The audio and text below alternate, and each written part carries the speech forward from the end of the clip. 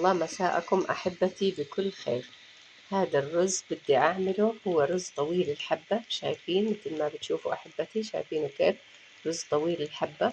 حطيت عليه معلقة كبيرة من الكاري، شايفينه كيف بدي أعمله مع الكاري ومعاه ملح كمان.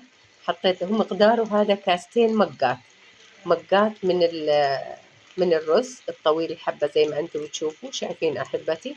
حطيت عليه معلقة من الكاري، وحطيت عليه معلقتين صغار من الملح، شايفين المعلقة الصغيرة قديش حجمها، معلقتين صغار من الملح. وهلا بدي أقلبهم مع السمنة. حطيت عليهم معلقة كبيرة سمنة جبل، مثل هاي المعلقة كبيرة جبل سمنة وحيواني، ومعلقتين زيت أحبتي، وهيو عماله بتقلى.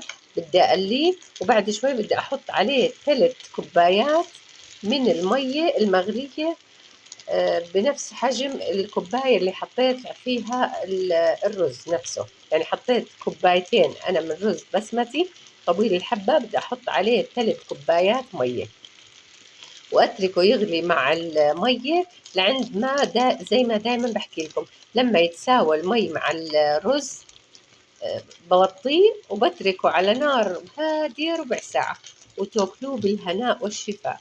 لا تنسوني من المتابعة ولا الاشتراك.